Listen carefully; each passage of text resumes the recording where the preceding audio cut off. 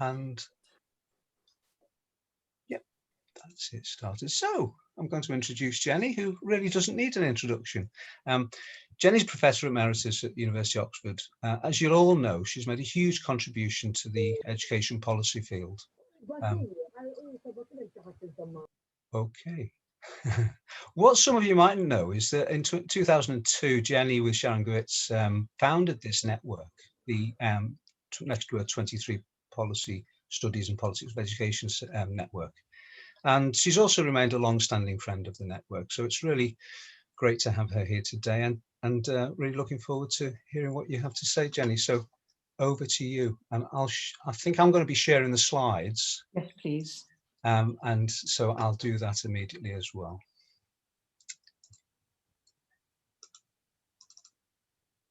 Okay. Thanks, Pete, for that very kind introduction. I'm really pleased to be here, even remotely. I hope you'll forgive my Zoom inadequacy and allow Pete to manipulate these slides for me. But before I start, I want to also underline the importance of Network 23 and what a fantastic resource it's turned into for European scholars of education policy all over Europe and including the UK. It's also been for me an intellectual homeland.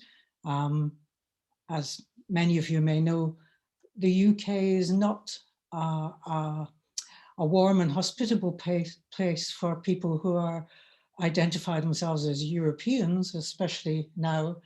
So it was an intellectual and a social homeland for me. And it's really nice, especially in this horribly difficult and isolated time, to be reconnected with the network. And it's great to see how well it's doing and to see these seminars attracting a good audience. So this slide, the first slide, is a summary of the topics that I hope to cover today. I may not achieve coverage of all of them because, as usual, there's far too much. But I also want to stress that what I'm doing here is laying out some work in progress, some ideas that I'm developing, hoping for responses and discussion to help me clarify my direction and to maybe re-energize my project. The overarching inquiry is into elites and their role in education policy. And I think the thread that's coming out of my thinking at the moment is we had elites in education. We had an enormous upsurge of data dependency in making policy from the 1990s onwards, and then gathering momentum after 2000. And now we have experts, expert consultants, a consultocracy, a technocracy. Does that mean that elites no longer apply, that thinking about elites isn't productive anymore? Or does it mean that experts are the new elites? Or have elites, as they often do, adapted and embraced expertise, assimilated technocratic procedures, and do they continue to be, if you like, a kind of a thread of continuity of elite activity in the governing of education? So that's the kind of background puzzle. And before I work through the slide briefly, I want to explain the sources of the data that I'm using here. There's the respectable data, which is to do with the research that I've done that's been funded from the 1990s onwards. From the 1990s to the 2000s, that research was concentrated in the UK and was looking in particular at a governing elite in England. From about 2000 onwards, that research was the funded research projects with colleagues. And I don't want to give the impression this is my stuff. It's shared stuff that we made collaboratively and collectively. But the The more recent research was European. It looked at the relationship between knowledge and policy in 11 different European countries. And it tried to take account of the growth of data and the use of data and how that affected education policy actors. So that's the respectable data that, you know, follows all the proper rules in gathering evidence and getting consent and everything else. The other data that I want to use is rather more opportunistic. It's material that I've collected actually since the 1970s, which I've collected along with doing my day job. So for a long time, I worked at the Open University, which is a distance educator, producing written texts, and the texts that I was responsible for were about education policy making, largely in the UK. And we also made broadcasts. And in those days, broadcasts were actually fixed things that happened at a specific time and were broadcast by the British Broadcasting Corporation. There was no social media, no internet. And as a result, policymakers were actually quite anxious to appear on those things. You know, it was a way of raising their profile. So I got interviews with all sorts of people that, you know, if I'd approached as a researcher, pure and simple, I don't think I would have achieved. So I have material from these serendipitous encounters, from these encounters alongside work, or from focused activity that was contributing to courses about policy. I have that material going back to the 1970s through the 1980s, and then later it merges with the respectable data. Now, I think there are issues about putting all these data into one pot, and you may want to raise methodological debates around this at some point in the discussion. So to get the slide, I want to look at changes in knowledge over time and how those changes in knowledge may affect how policy actors behave, who they are, how they're selected, what they think they know, and whether we can think about them as an elite.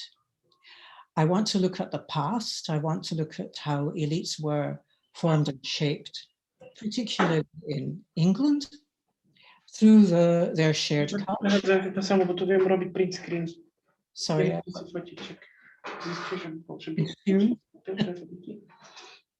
Okay. Can I go on? Is that right? I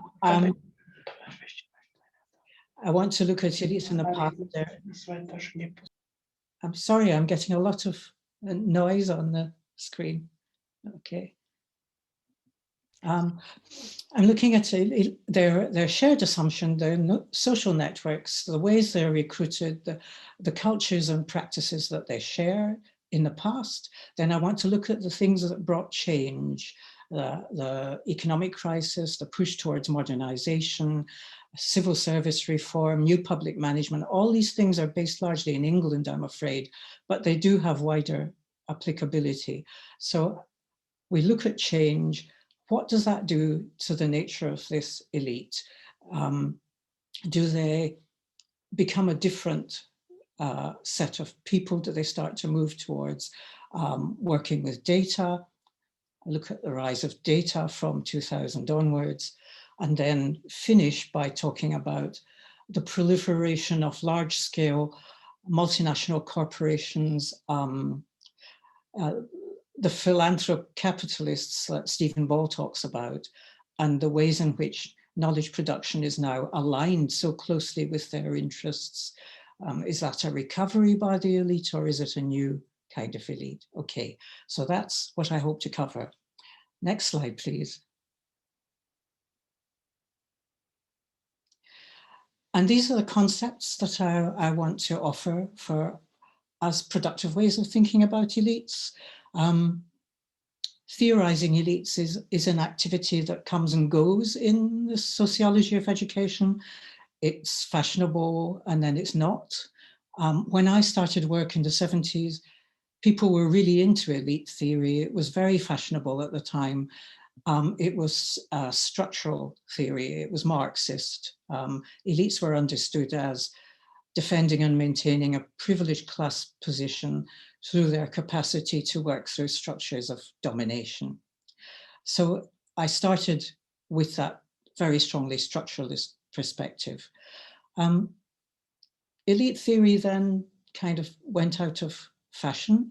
And of course, it's been very influenced by the challenges to structuralist approaches through the culturalist perspective, so that theorizing elites became very much concentrated on their capacities to network, the cultural resources they had, the social capital and cultural capital they possessed.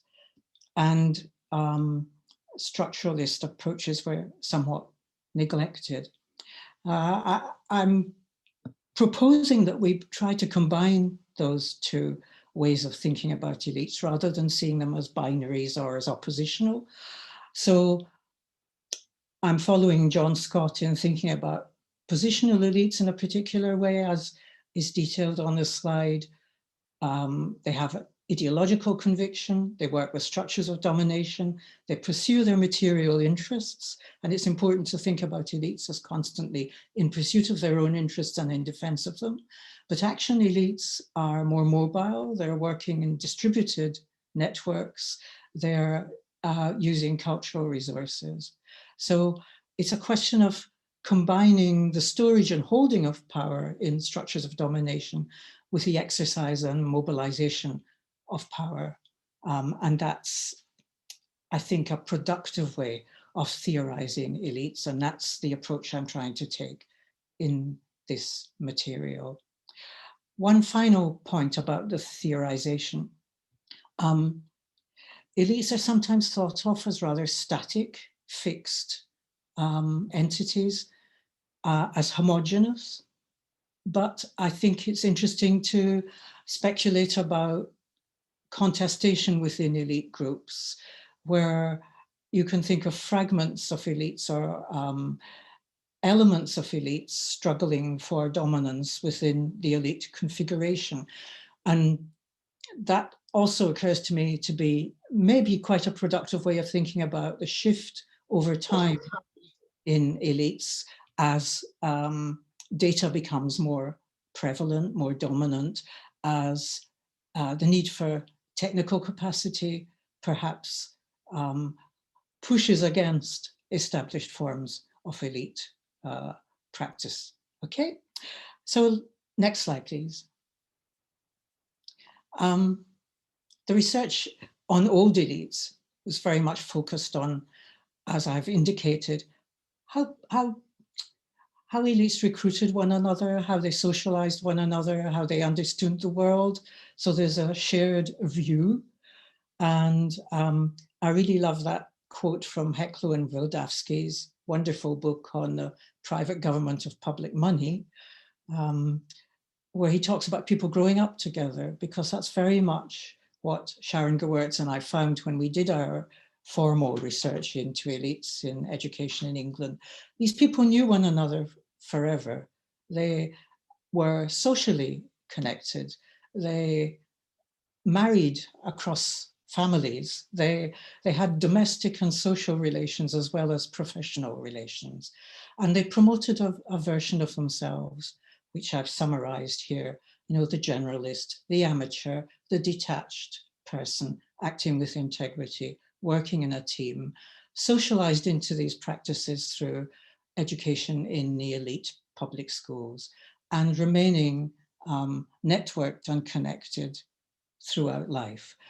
One of the things that's more explicit in our data from that study is the shared ideological view about the nature of intelligence and its distribution in the wider population.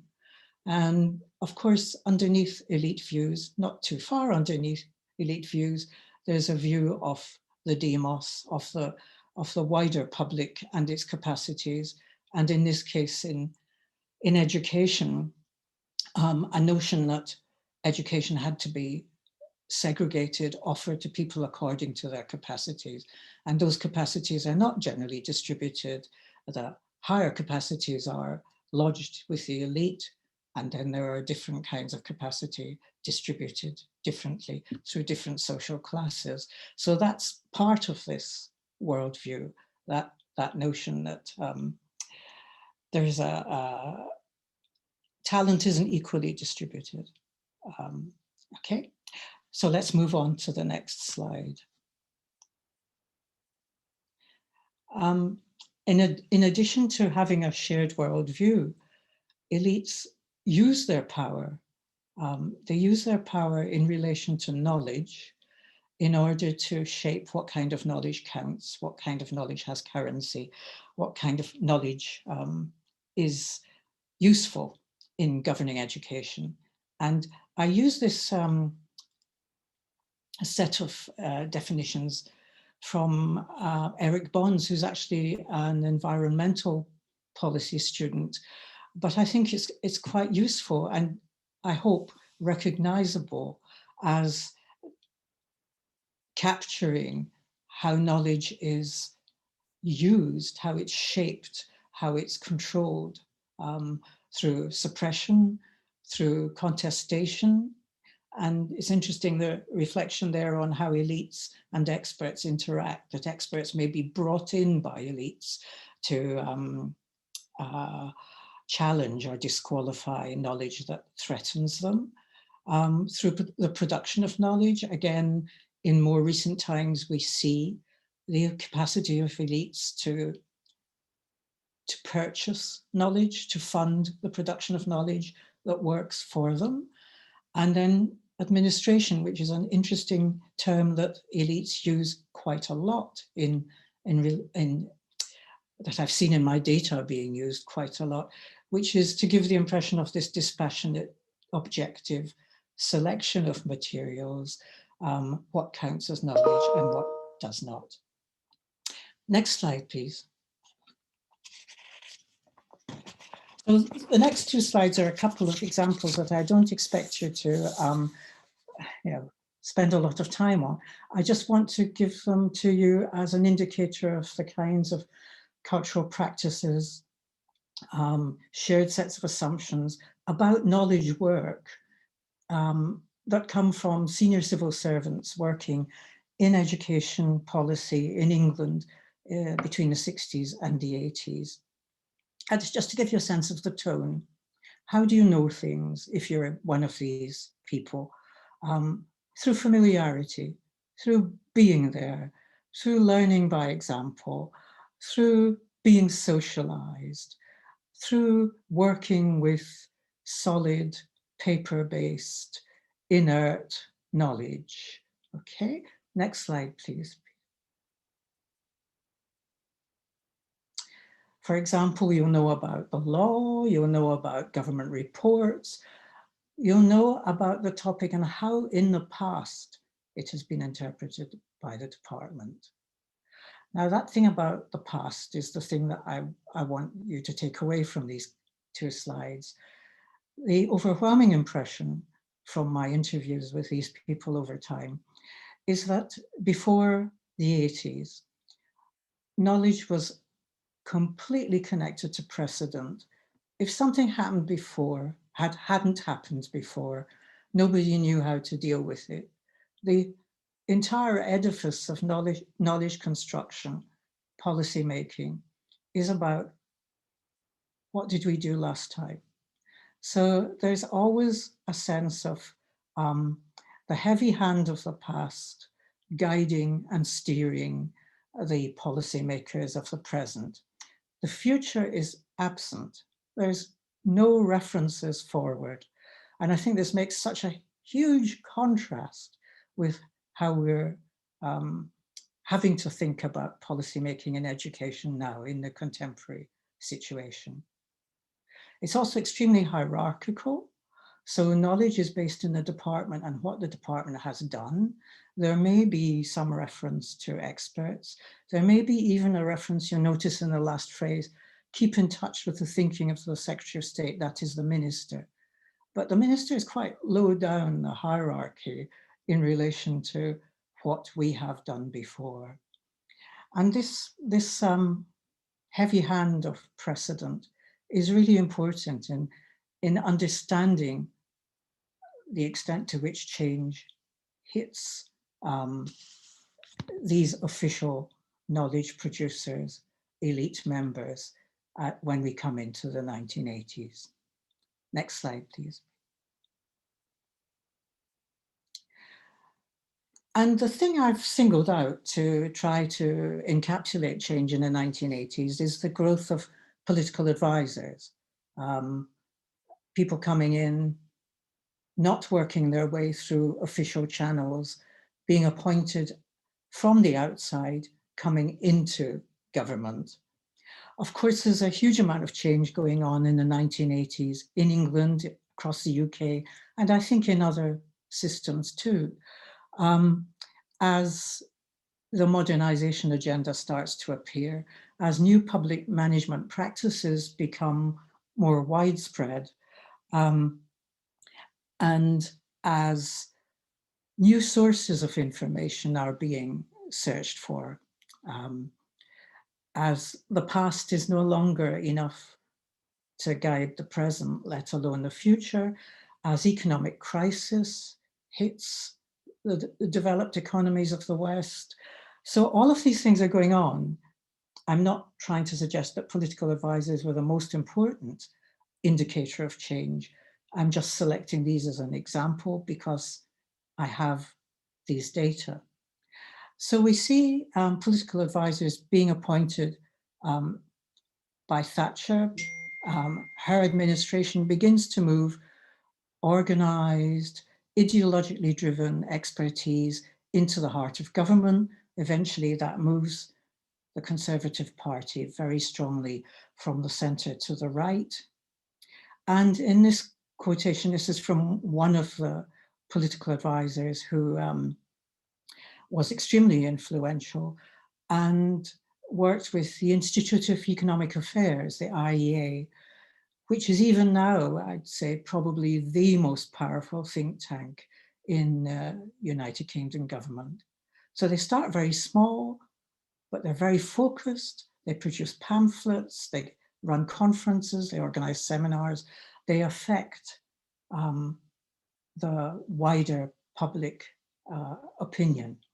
And they do this because they are being looked after, brought into the center by government. They're being given an agenda to run with. This is the beginning. Next slide, please, Pete. And now we see them as established. This is a comment on the contemporary situation where political advisors are everywhere, where concerns are being expressed now about the extent to which they are actually running government. And importantly, from the point of view of the argument I'm trying to make, the history has disappeared. The notion that one had to look backwards in order to decide what to do has been eliminated.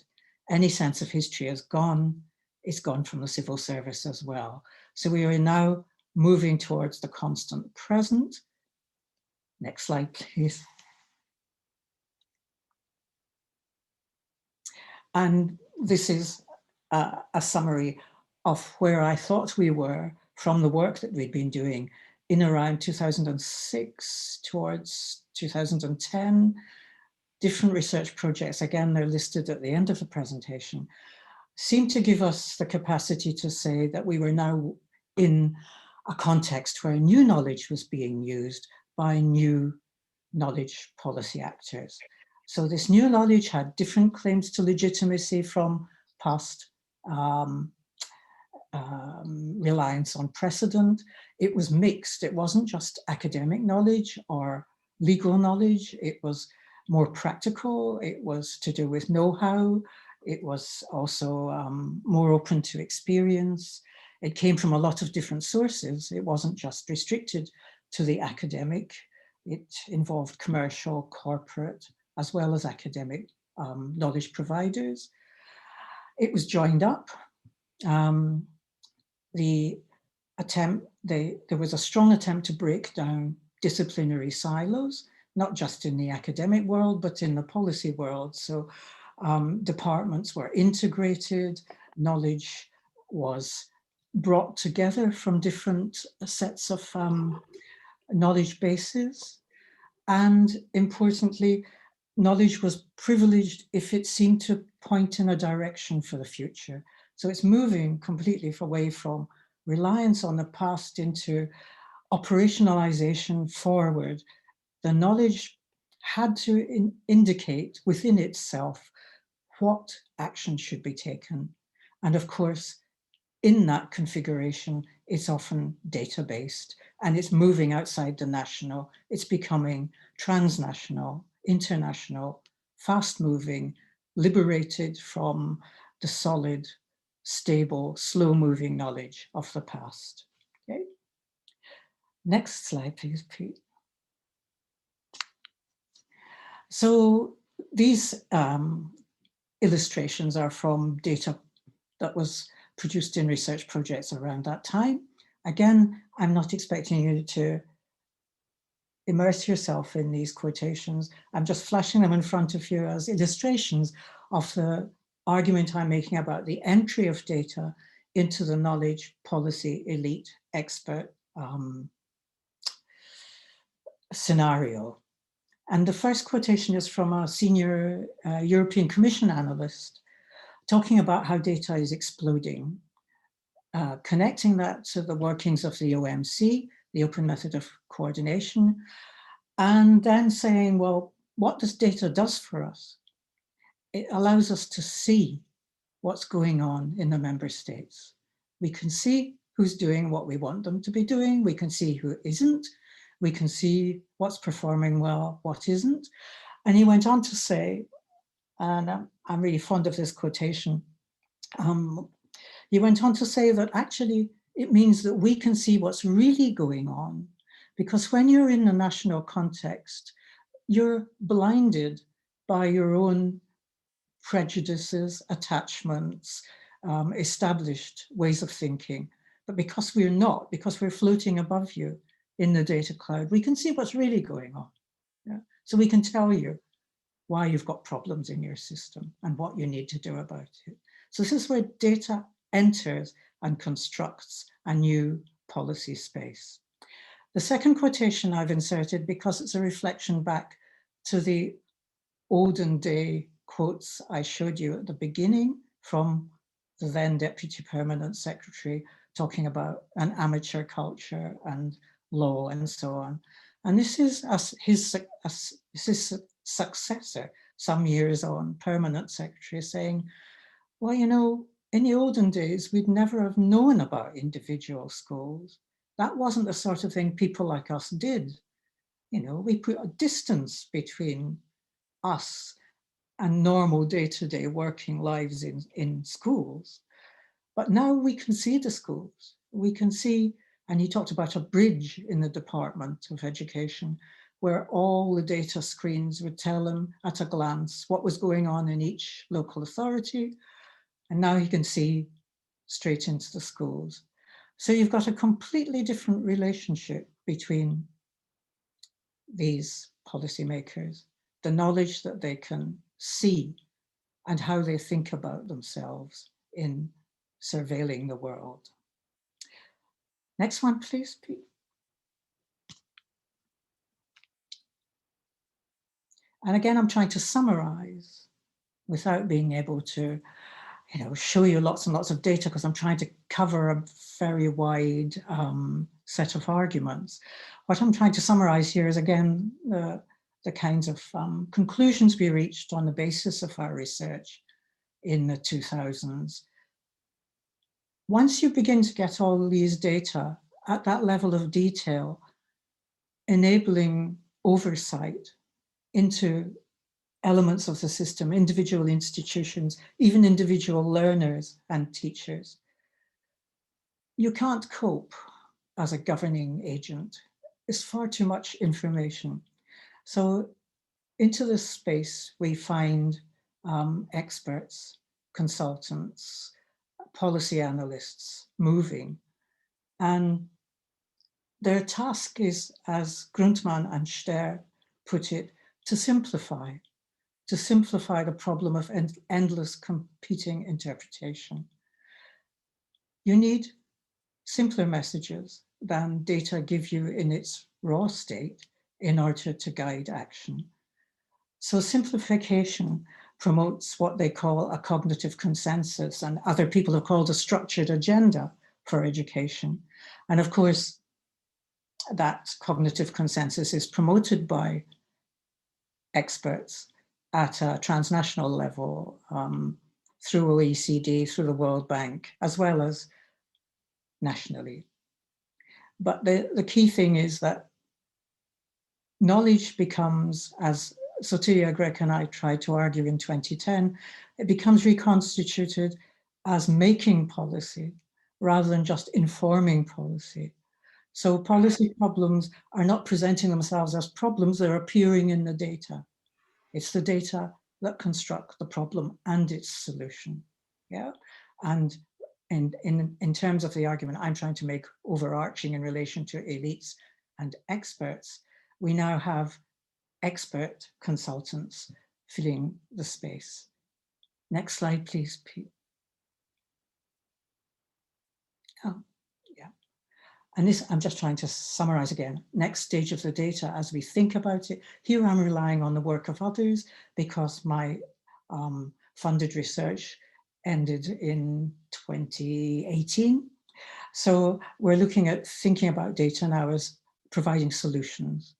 It's not highlighting problems, it's providing solutions, encouraging solutionism, making us think about education as a computational project, bringing things into being, but in particular ways, in ways that are shaped and formed by experts who have the capacity to analyze, manipulate, and read data. I'm moving towards the end now because I think we're going to run out of time. Pete, can we go to the next one, please? And here again, I'm relying on other people's arguments, Stephen Ball in particular, the way in which privatization isn't just about services, it's about actually moving into the purchasing of knowledge through consultation, advice, research. Policy itself is being privatized. And we also have a quotation there about the consolidation of power, expertise, and financial capital, reaching into the beliefs, choices, and behaviors of citizens. Right? So is this a new elite? Next one, please. And here again, this is a very dense set of text, which you may want to think about later, but it's trying to expand on the notion of a new elite, the policy entrepreneurs, the consultants who are always selected by OECD to advise on national policy, the circulation of these consultants. Edina Shiroma has done really interesting work in South America on how these consultants always turn up. They're always selected from the same pool. So they're producing diagnoses of what has to be done that always look very similar. It's the structured agenda, again, private providers, private actors, philanthrocapitalists, venture philanthropists are entering the frame. Let's move on. Coming towards the end now. So people have had enough of experts, so this is just a quick exit point that raises questions about experts and their status and their capacity to replace elites. Because as the first quotation points out, there's quite a lot of skepticism about expertise. And that's even before we get to the pandemic. So there's skepticism about expertise because they don't have the same kinds of resources as the old elites had in terms of attracting and mobilizing and persuading the wider public. Their expertise is technocratic. It has no narrative. It's not at all persuasive. So this notion that we've had enough of experts is very recent. statement by a former Minister of Education. They're getting it wrong. But just let me conclude. Can I have the next slide, please, very quickly? As we hit COVID and as lots of things become extremely precarious, as particularly we have the beginnings of recognition that the way in which we organize ourselves, our lives, our resources is extraordinarily inequitable, that inequalities that have always been there are very starkly revealed by the pandemic. Will this change the business of experts, elites, and their relationship to the wider society? Next slide, please.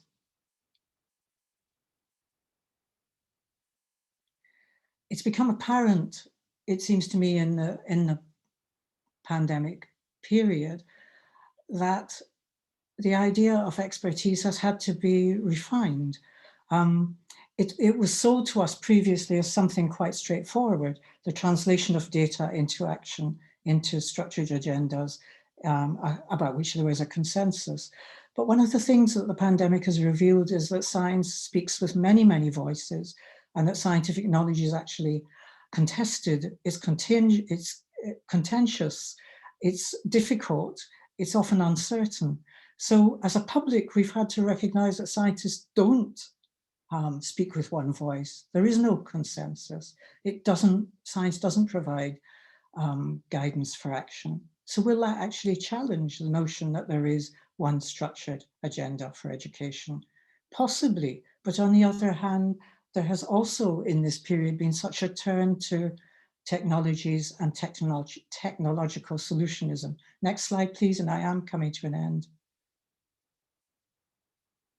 So we can see that there are actually people heavily invested in the technocratic solutions to the problems highlighted by COVID in education, particularly mental health issues for young people, the lack of contact and communication with others. These are being promoted by some as issues of social and emotional learning. And in a lovely paper, Ben Williamson has called these issues around psychodata and identified some of the major knowledge players, knowledge actors, who are now investing heavily in ways of making provision for social and emotional learning, and of course, profiting from it. So I'm not sure if we're looking at, if COVID gives us cause for some optimism about the fragility of expertise being exposed and a proper appreciation of the debated and contentious nature of scientific knowledge, and a restoration of scientific knowledge to a proper place in public understanding, or if, in fact, what's happened with COVID will simply provide more opportunities for technocrats to move in to the delivery of provision of a particular kind. I think I should stop there. I feel as if I've talked too long. Thank you.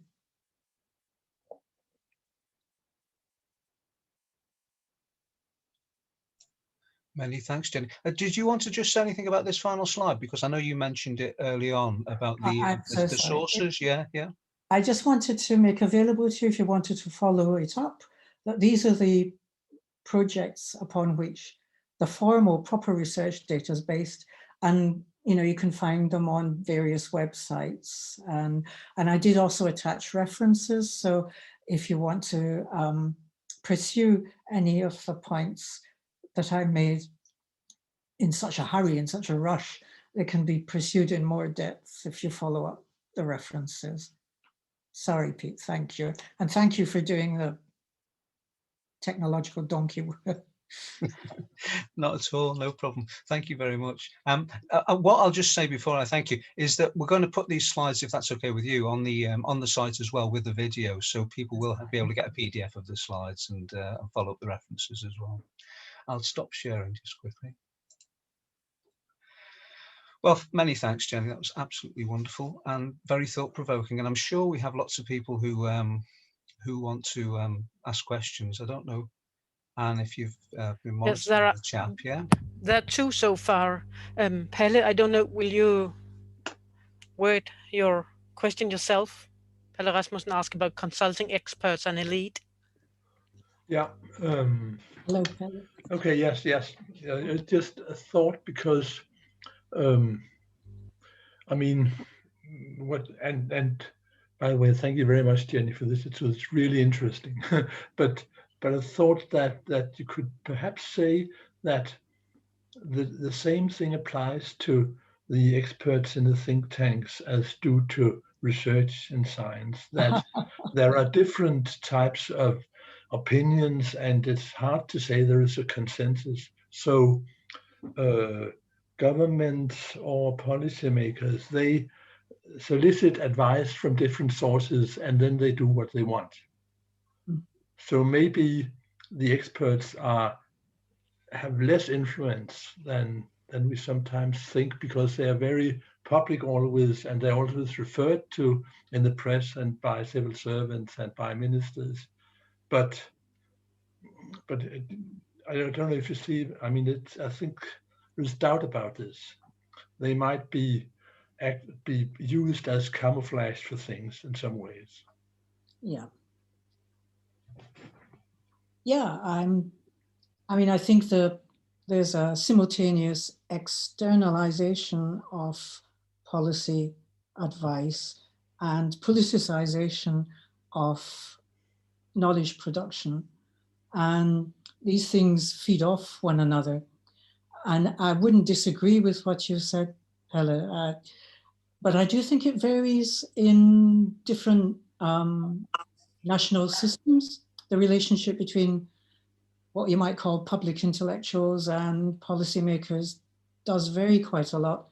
And I think I'd also relate that to some of the things I've tried to talk about, the strength of the bureaucratic culture, the old official culture, the extent to which modernization, in quotes, was pursued in the 1980s, the extent to which new public management practices were brought in, because that really destabilized official cultures, because it was premised on the notion that there was a generalist who could do anything in government. You didn't need to be an educator or an economist or a specialist in defense. If you were a good new public manager, it didn't matter where you were, the same principles applied.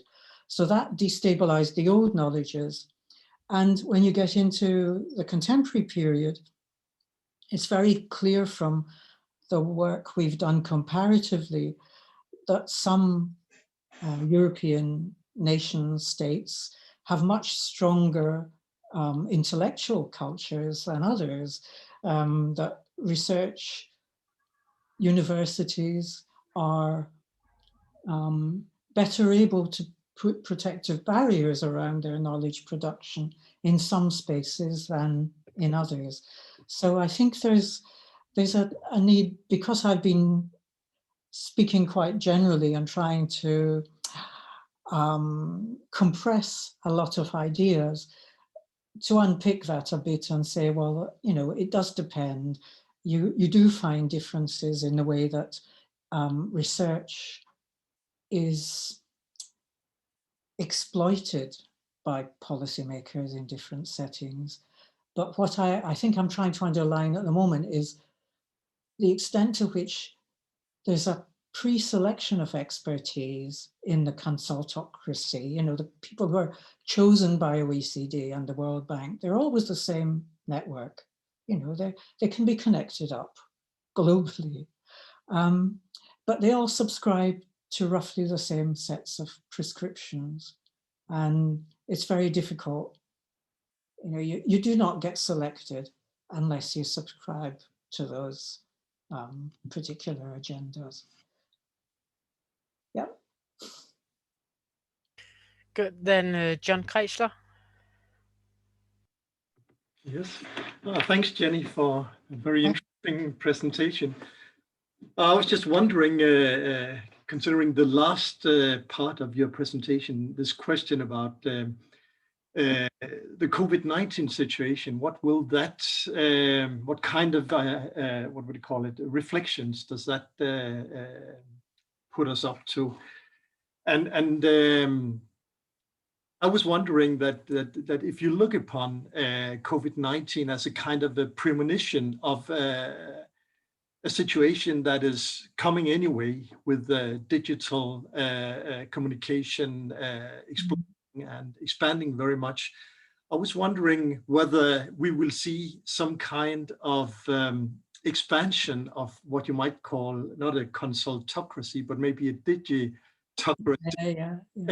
In the sense that how you communicate or mediate your research may become more important. I wouldn't say than the content, but it becomes more important. And I think that's maybe what you feel when you have this COVID-19 situation, that when you do not have your colleagues around you, and the whole, what we call it, atmosphere of the conference or the meeting place with the colleagues and things like that, there's a process of compensation, I think, where what we call how you do things become relatively more important. And I was wondering whether you have some thinking about where are we going with this digital transfer.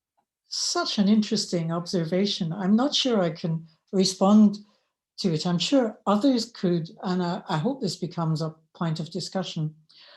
And I haven't talked much about research in the presentation, but I think there's a parallel process, as well as, if you like, the kind of the policy knowledge I'm talking about, the insider knowledge and how that alters and shifts. The same thing has been happening to research. I can remember in, I think it was in Ghent, I think it was around 2006, I did a keynote for ESA on research steering.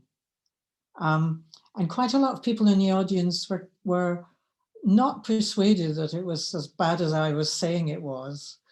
I think they might have changed their minds by now, but certainly there's always outliers, and England in Europe is an outlier as far as research steering is concerned. But we tend to get the trial runs before things become more widespread in continental Europe. And it's certainly the case that the focus has changed very much. There's two things. First, there's an agenda of topics that you must study if you're to be accepted as a proper person with useful knowledge. And then there's the fact that you have to move your the balance of what you do in making knowledge from the inquiry into the distribution. So the rewards are associated with the distribution, with the impact, with the way in which you're given publicity by the media, by the amount of noise around. And you see that in more subtle forms in things like citation indices and H indices and all these other indicators of your performance level, which are now routinized into research practices. So yeah, I'd agree with you. It's the same shift. Does COVID move us more into that mode of being, of thinking that it's actually more important to have a set of citations than to find something out, and to understand it and think about it? Well, all these processes have their effects. All those, these objects that we work with, they're not inert. They act on us. And yes, I think it's extremely difficult, and I would put my hand up and say it's happened to me, to disconnect the independent, critical work on things like quality indicators for research from what happens to oneself as a knowledge producer, engaging with these things, managing them, constructing the narrative around them, you internalize at least some of it. So no, I wouldn't be very optimistic about the future scenario as you're painting it. But I hope that the need for human contact, debate, face-to-face discussion, contradiction, the different kind of interaction you and I would be having if we were sitting in a room together, I hope that doesn't become a folk memory.